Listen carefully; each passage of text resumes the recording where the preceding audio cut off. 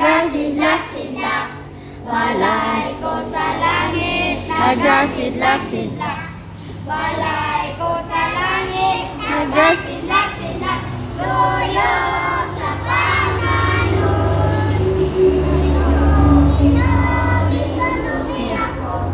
Ginoo, Ginoo, ginundumi ako.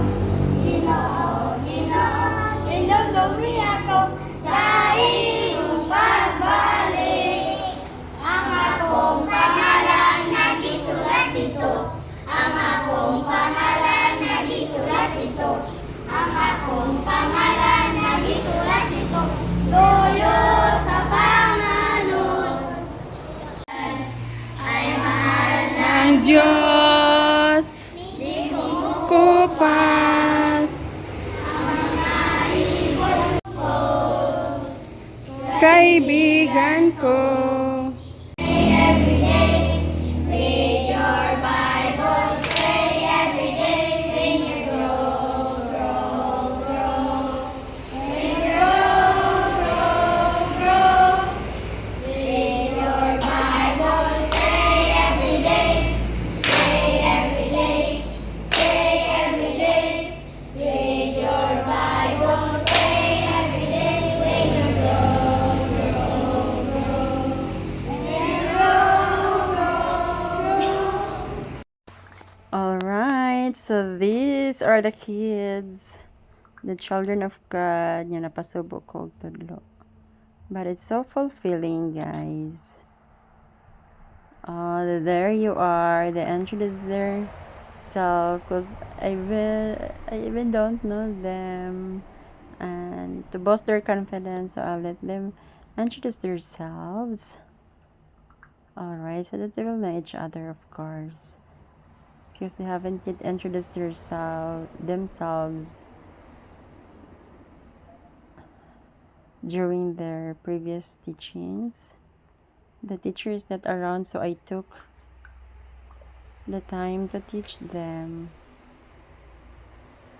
on 17th May. Alright, this is Christelle Ella introducing herself. And then I let them sing, I let them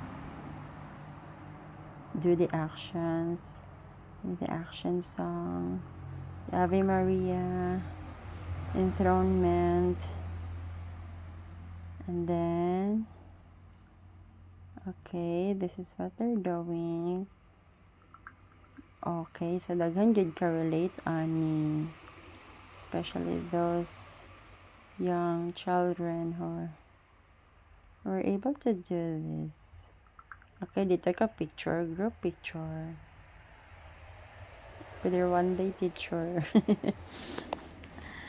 Alright, so they're going somewhere and they're excited.